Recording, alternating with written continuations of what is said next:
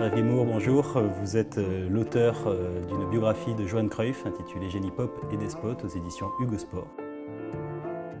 À la lecture de cette biographie, on voit émerger un Johan Cruyff très complexe et très politique. Et vous voulez savoir, notamment, dans son émergence au grand public, il épouse d'une certaine façon la révolution sociétale hollandaise de 66. En est-il l'icône? Oui. Alors, à proprement parler, il n'est pas politique au sens engagé politiquement, encarté à un parti qui défend telle ou telle option. C'est un libéral-libertaire. Quand on dit libéral-libertaire, c'est-à-dire qu'il est très individualiste et justement, il est en rupture avec la société traditionnelle néerlandaise où c'est assez socialisé, où il y a le sens de la communauté, où il n'y a pas une tête qui dépasse, il y a une certaine je dirais, morale protestante, calviniste, et puis une sorte de modèle social qui fait qu'il n'y a pas de tête qui dépasse. Et Cruyff, il se distingue dès les années 60, il appartient à la génération du baby-boom, et il est poussé par les différentes dynamiques qui caractérisent les années 60, c'est-à-dire le baby-boom, l'émergence de la jeunesse dans la société néerlandaise, et notamment vis-à-vis de l'argent. Parce que l'émancipation de la jeunesse, que ce soit aux Pays-Bas, en Europe, aux États-Unis, enfin dans le monde occidental en général, passe par l'affranchissement, l'autonomie de l'argent, et en rupture justement avec la société traditionnelle néerlandaise où les jeunes restaient vivre chez papa et maman pendant un certain temps et ramenaient l'argent qu'ils gagnaient à la maisonnée. Avec les années 60, on change de paradigme, comme on dit, et Cruyff, c'est un peu l'incarnation de ça. C'est-à-dire qu'il s'émancipe très tôt, à 16-17 ans, il a déjà des revendications salariales assez élevées au vu de son talent, et ça rompt avec aussi le milieu traditionnel néerlandais du football professionnel qui venait juste de commencer, où les dirigeants décidaient pour les joueurs. Or, avec Cruyff, c'est l'inverse. Il s'impose dans la société néerlandaise, un peu une école des jeunes, le côté rock'n'roll aussi, hein, très inspiré par ce qui se passe en Angleterre avec la pop music, c'est-à-dire les Beatles et les Rolling Stones, qui l'inspire à la fois dans son attitude, dans son look et dans sa façon de jouer. Donc voilà, il incarne un peu tout ça, l'argent, le rock, la jeunesse.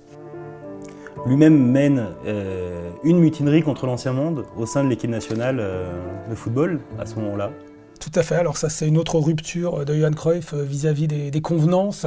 C'est la sélection nationale, on se doit de représenter la Hollande, les Pays-Bas, et lui il met des conditions tout de suite. Dès le départ, bon déjà il se fait expulser, c'est la première fois qu'un joueur prenait un carton rouge dans l'histoire de l'équipe des Pays-Bas, donc au bout du deuxième match, donc il est suspendu. Sa suspension est très mal vue parce qu'elle est très longue, elle a presque duré 1 an. Et là justement, c'est là qu'il devient un peu une icône, un peu rebelle dans la société néerlandaise. Et le deuxième acte, il refuse de rejoindre la sélection parce qu'il estime que les primes données par la fédération aux joueurs étaient insuffisantes. Et là aussi, ça passe mal, ça fait scandale. Enfin quoi, c'est la sélection, on est fiers de jouer pour les Pays-Bas, pour la sélection. Il dit, bah non, d'abord, les dirigeants de la fédération, ils voyagent en première classe, ils sont assurés, alors que nous, on voyage en deuxième classe, on n'est même pas assurés.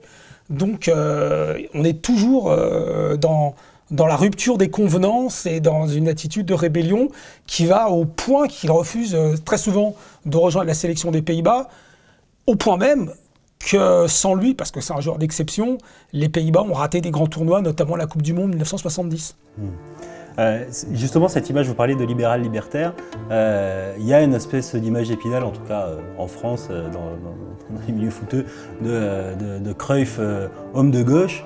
Mais en fait, tout ça semble un petit peu se démonter à la lecture de votre livre, notamment, parce que notamment cet attachement au Barça face au Real franquiste ou le boycott de la Coupe du Monde 78 organisé dans la dictature argentine, en fait, ne sont pas du tout des motifs politiques de la part de Cruyff, quoi. Non, c'est toujours des motifs de carrière, de rémunération. Il a choisi le Barça parce que le Barça était plus prompt à dégainer. Ceci dit, bon, il n'était pas très enclin non plus à vouloir jouer au Real Madrid. C'est un peu l'image qu'on a donnée, oui, de Johan Cruyff, c'est-à-dire en but en but à une certaine droite, alors que idéologiquement il est de droite, c'est-à-dire qu'il est pour l'ordre, la famille, marié, très jeune, toujours en couple aujourd'hui, c'est l'argent, la famille, le chef, la hiérarchie, il est vraiment très à cheval là-dessus. En l'occurrence, le chef, c'est lui. Mais par contre, qui contrebalance un peu cette image-là, c'est qu'il il défend pas non plus les dictatures. Je veux dire, faut remettre les choses aussi à leur place. Il y avait quand même une part de réflexion dans le fait que la Coupe du Monde avait lieu en Argentine, dans une dictature. Il le savait, il en avait conscience. Donc ça a joué un petit peu, mais fondamentalement, c'est pas pour ce motif-là qu'il n'est pas allé en Coupe du Monde. Et sinon, il faut rétablir aussi une chose, c'est que dans son rapport quasi pathologique à l'argent, il y a quand même une finalité, c'est-à-dire qu'en contrepartie du talent qu'il offre en tant que joueur et en tant qu'entraîneur, il apporte un vrai plaisir, un vrai spectacle. Il a l'éthique du spectacle. C'est pour ça que je fais souvent des comparaisons avec les Rolling Stones. C'est que les Rolling Stones, Mick Jagger, c'est un dingue d'argent, on le sait tous, c'est un homme d'affaires, mais quand on va au spectacle des Rolling Stones, on en a pour son argent. Donc voilà, c'est un peu une certaine finalité. Il est aussi, dans son caractère multi-iconique au gré de sa carrière, il représente quelque chose de très fort chez les catalanistes aujourd'hui, après son passage au Barça. Quel est ce lien particulier qui finalement paraît parfois de circonstance, mais en même temps a une vraie valeur Il y a une ambiguïté toujours avec Johan Cruyff, c'est-à-dire qu'il y a vraiment un attachement pour la catalanité. Il ne parle pas catalan au fait, hein, mais il le comprend. Voilà.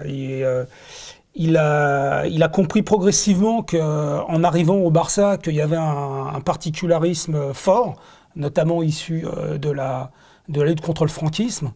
Parce que voilà, libertaire, c'est aussi, on le répète, hein, contre les dictatures. Je veux dire, il n'est pas venu au Barça pour jouer contre Franco, mais ce n'était pas un adepte de Franco, il faut bien le comprendre.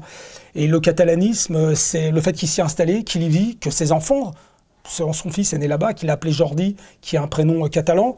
Il a été le premier d'ailleurs à pouvoir avoir un Tout fils à fait, il l'a imposé en 1974 aux autorités franquistes de Barcelone, hein, parce que le catalan était interdit.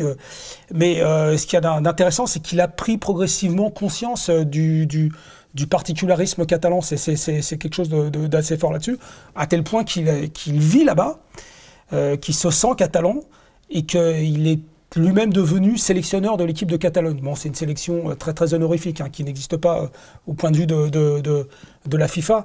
Et il y a aussi le côté un peu rebelle. Je suis un rebelle dans la société néerlandaise. J'arrive dans une région rebelle à l'État central franquiste, puis ensuite, dans le cadre de la République, il y a toujours les antagonismes province, Catalogne et Madrid. Et lui, il s'inscrit là-dedans. Par exemple, il avait eu la possibilité d'entraîner plusieurs fois le Real Madrid, symbole du club du pouvoir, du centralisme. Il a toujours refusé. À la tête du Barça, puis de l'Ajax, le Cruyff, joueur romantique, stratège et meneur d'hommes, s'est quand même imposé peu à peu, enfin il s'est révélé comme assez dictatorial. Ça va de pair avec le talent. Et là, ça échappe à toutes les interprétations politiques ou quoi que ce soit. C'est dans tous les domaines d'activité. En général, les génies, on le voit bien dans le domaine artistique. Si on regarde la vie de Picasso, les Rolling Stones ou même Beethoven, je veux dire, c'est le caractère dominateur, manipulateur, écrasant, dictatorial, despote, on le retrouve en général assez souvent. Je veux dire, on croit savoir que dans la vie intime, un Charlie Chaplin ou un Picasso n'étaient pas non plus des gens très, très sympathiques, entre guillemets. C'est pareil en politique, je vous en parle même pas. Donc on retrouve chez Cruyff, c'est ça, c'est le sens de la hiérarchie. Il sait depuis sa petite enfance qu'il est un joueur, qu'il va devenir un joueur exceptionnel, qu'il est nettement au-dessus des autres, donc les autres doivent lui obéir. Mais une fois de plus, ce qui sauve un peu Johan Cruyff, c'est que c'est un despote éclairé. Il est éclairé par ses propres responsabilités. Il sait qu'il est très bon, qu'il est très fort, donc il va guider les autres, mais dans le sens que lui entrevoit, c'est-à-dire un jeu spectaculaire, offensif, qui donne du plaisir au public et qui finit par gagner. Donc c'est un peu, il faut toujours contrebalancer le côté un peu négatif dans pas mal de plans de Johan Cruyff avec les finalités. Et il y a toujours cette ambiguïté à l'arrivée. Dictateur, tyran, peut-être oui, on peut le dire, mais pour un jeu de qualité qui fait encore rêver aujourd'hui en 2015. Charles Guémour, merci. Merci, c'est moi qui vous remercie.